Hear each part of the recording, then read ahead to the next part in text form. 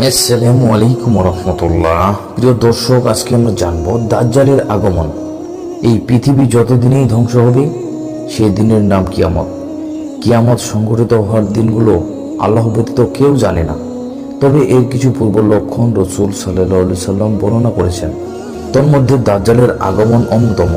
এই বিষয় নিম্নোক্ত হাদিস। ফাতেমা বিনতে কায়েস রাদিয়াল্লাহু বলেন, আমি রসুল সাল্লাল্লাহু আলাইহি সাল্লামের ঘোষণাকে এই ঘোষণা দিতে শুনলাম যে সালাতের জন্য মসজিদে যাও। সুতরাং আমি মসজিদে গেলাম এবং রসুল সাল্লাল্লাহু আলাইহি সাল্লামের সাথে সালাত আদায় করলাম। সালাত শেষে তিনি মিম্বারে উঠে বসলেন এবং মৃদু হেসে বললেন, প্রত্যেক ব্যক্তি নিজ নিজ স্থানে বসে থাকো। অতঃপর বললেন, তোমরা কি জানো আমি তোমাদেরকে কেন একত্রিত করেছি? সাহাবীগণ বললেন, আল্লাহ ও তার রসুল ভালো জানেন। তিনি বললেন, আল্লাহর কসম, আমি তোমাদেরকে কিছু দেওয়ার জন্য বা কোনো ভয় ভীতি প্রদর্শনের জন্য সমবেত করিনি, বরং তামিম দারির একটি ঘটনা তোমাদের শোনানোর জন্য তোমাদেরকে একত্রিত করেছি। তামিম দারি ছিল একজন খ্রিস্টান লোক। সে আমার নিকটে ইসলাম গ্রহণ করেছে। সে আমাকে এমন একটি ঘটনা শুনিয়েছে তা ওই কথার সাথে মিল রাখে যা দাজ্জাল সম্পর্কে আমি তোমাদেরকে শুনিয়েছি। সে বলল, একদা সে লাখাম ও জুজাম গোত্রের 30 জন লোকের সঙ্গে একটি সামুদ্রিক নৌকায় সফরে বের হয়েছিল। সাগরের তরঙ্গ তাদেরকে দীর্ঘ 1 মাস পর্যন্ত এদিক সেদিক ঘোরাতে থাকে। অবশেষে একদিন সূর্যাস্তর সময় একটি দ্বীপের কাছে গিয়ে পৌঁছালো। অতঃপর তারা উক্ত বড় নৌকার গায়ে সাথে বাঁধা ছোট ছোট নৌকার যোগে দ্বীপতির অভ্যন্তরে প্রবেশ করলো এবং সেখানে এমন একটি প্রাণীর সাক্ষাৎ পেল যার সারা শরীর বড় বড় লোমে আবৃত। অধিক পশমের কারণে তার মুখ ও পিছন বোঝা যাচ্ছিল না। তখন তারা তাকে লক্ষ্য করে বলল, তোর অমঙ্গল হোক, তুই কে? সে বলল, আমি জাসসাস বা গুপ্ত সংবাদ সম্বন্ধকারী। তোমরা ওই ঘরে অবদ্ধ লোকটির কাছে যাও, সে তোমাদের সংবাদ জানার প্রত্যাশী। তামিমদারি বলেন, উক্ত প্রাণীর কাছে লোকটির কথা শুনে আমাদের অন্তরে ভীতি সঞ্চার হলো যে সে শয়তান হতে পারে। তখন আমরা দ্রুত সেখানে গেলাম এবং সে ঘরে প্রবেশ করলাম। সেখানে এমন একটি প্রকাণ্ড দেহ বিশিষ্ট মানুষ দেখতে পেলাম যা ইতিপূর্বে কোনো দিন দেখিনি। সে খুব শক্তভাবে বাঁধা অবস্থা ছিল।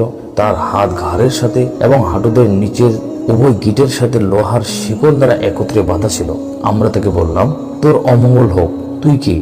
সে বলল, নিশ্চয় তোমরা আমার সম্পর্কে জানতে পারবে, আমি তা গোপন করব না। প্রথমে বলো, তোমরা কারা? তারা বলল, আমরা আরবের লোক।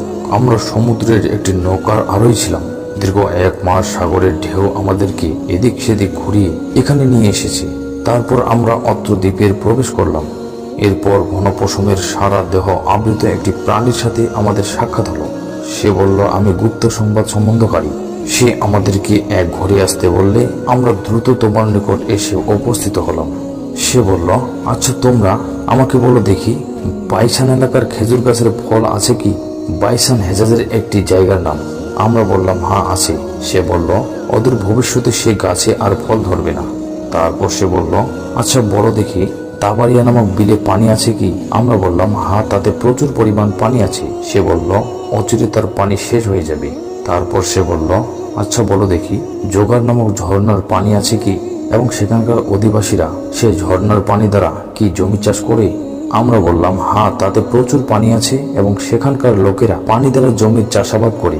তারপর সে জিজ্ঞাসা করলো, আচ্ছা বলো দেখি, নিরক্ষর নবীর সংবাদ কি? আমরা বললাম, তিনি এক মক্কা থেকে হিজরত করে মদিনায় অবস্থান করছেন। সে জিজ্ঞাসা করলো, বলো দেখি, আরবরা কি তার সাথে যুদ্ধ করেছিল? আমরা বললাম, হ্যাঁ করেছি। সে জিজ্ঞাসা করলো, তিনি তাদের সাথে কিরূপ আচরণ করেছেন? আমরা বললাম, তিনি আশেপাশে আরবদের প্রতি জয়ী হয়েছেন এবং তারা তার অনুগত স্বীকার করেছে। এসব শুনে সে বলল, তোমরা জেনে রাখো, তার অনুগত করা তাদের জন্য মঙ্গলজনক। আচ্ছা এবার আমি আমার অবস্থা বর্ণনা করছি। আমি দাজ্জাল। অদূর ভবিষ্যতে আমাকে বের হওয়ার অনুমতি প্রদান করা হবে। আমি বের হয়ে জমিনে বিচরণ করব। মক্কা মদিনা ব্যতীত 40 দিনের মধ্যে পৃথিবীর সব স্থানে বিচরণ করব। এই 2 স্থানে আমার জন্য প্রবেশ নিষিদ্ধ করা হয়েছে। যখন আমি তার কোনো একটিতে প্রবেশের ইচ্ছা করব, তখন ফেরেশতারা উন্মুক্ত তরবারি হাতে নিয়ে আমাকে প্রবেশ করা হতে বাধা প্রদান করবে। বস্তুত তার প্রতিটি প্রবেশের পথে ফেরেশতারা পাহারারত রয়েছে। বর্ণনাকারী বলেন, এ পর্যন্ত বর্ণনা করে রসুল সাল্লাল্লাহু আলাইহি সাল্লাম লাঠি দ্বারা মিম্বারে ঠোকা দিয়ে 3 বার বললেন, এটাই মদিনা, এটাই মদিনা, এটাই মদিনা। তারপর তিনি বললেন, বলো দেখি, ইতিপূর্বে আমি কি তোমাদেরকে এই হাদিসটি বর্ণনা করিনি? লোকেরা বলল, জি হ্যাঁ। তারপর তিনি বললেন, দাজ্জাল সিরিয়ার কোনো এক সাগরে অথবা ইয়েমেনের কোনো এক সাগরে আছে। পরে বললেন, বরং সে পূর্ব দিক হতে আগমন করবে। এই বলে তিনি হাত দ্বারা পূর্ব দিকে ইশারা করলেন। মুসলিম মিসকাত হাদিস নম্বর 5248।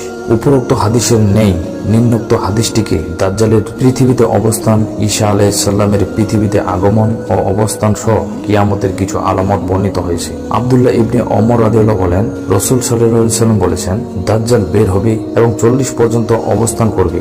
এবং আব্দুল্লাহ ইবনে ওমর রাদিয়াল্লাহু বলেন, আমি অবগত নই যে রাসূল সাল্লাল্লাহু আলাইহি ওয়াসাল্লাম 40 দিন বললেন না 40 মাস বললেন না 40 বছর বললেন। তারপর আল্লাহ ঈসা ইবনে মারিয়ামকে প্রেরণ করবেন। দেখতে তিনি উরওয়া ইবনে মাসউদের মতো। তিনি দাজ্জালের খোঁজ করবেন এবং তিনি তাকে হত্যা করবেন। ঈসা আলাইহিস সালাম 7 বছর এই জমিনে অবস্থান করবেন। সে সময় মানুষের মধ্যে এমন শান্তি বিরাজ করবে যে দুজনের মধ্যে কোনো শত্রুতা থাকবে না। তারপর আল্লাহ তাআলা সিরিয়ার দিক হতে শীতল বাতাস প্রবাহিত করবেন এবং সে বাতাস ভূপৃষ্ঠের এমন একজন লোককে জীবিত রাখবে না যার অন্তরে রেণুকণা পরিমাণ নেকি বা ঈমান থাকবে। অর্থাৎ তোমাদের মধ্যে কেউ যদি পাহাড়ের মধ্যে আত্মগোপন করে তবুও সেখানে এই বাতাস প্রবেশ করবে এবং তাকে মেরে ফেলবে। নবী করিম সাল্লাল্লাহু আলাইহি ওয়াসাল্লাম বলেন, তারপর কেবলমাত্র নিষ্কৃষ্ট ফাসেক ও বদকার লোকগুলোর অবশিষ্ট থাকবে। তারা বেবিচারী পাখিদের ন্যায় দ্রুতগামী হবে এবং কোন খারাপিতে হিংস্র প্রাণীর ন্যায় পাষাণ হবে। ভালো মন্দ তারতম্য করার কোনো যোগ্যতা তাদের থাকবে না। তখন শয়তান একটি আবৃত্তি ধারণ করে তাদের নিকট আসবে এবং বলবে, তোমাদের কি লজ্জাবোধ হয় না? তখন লোকেরা বলবে, আচ্ছা তুমি বলো আমাদের কি করা উচিত? তখন শয়তান তাদেরকে মূর্তি পূজার আদেশ দেবে। এই অবস্থায় তারা অতি সুখ স্বাচ্ছন্দ্যে ও ভোগ বিলাসে জীবনযাপন করতে থাকবে। অতঃপর সিংহায় ফু দেওয়া হবে এবং যে ব্যক্তি উক্ত ফুক শুনবে সে ভিতর সন্তুষ্ট অবস্থায় এদিক ওদিক মাথা ঘোরাতে থাকবে। নবী করিম সাল্লাল্লাহু আলাইহি ওয়াসাল্লাম বলেন, সর্বপ্রথম উক্ত আওয়াজ সে ব্যক্তি শুনতে পাবে যে তার উটের জন্য পানির চৌবাচ্চা মেরামত কাজরত। তখন সে ভীত হয়ে সেখানে মৃত্যুবরণ করবে এবং তার সাথে সাথে অন্যান্য লোকেরাও মারা যাবে।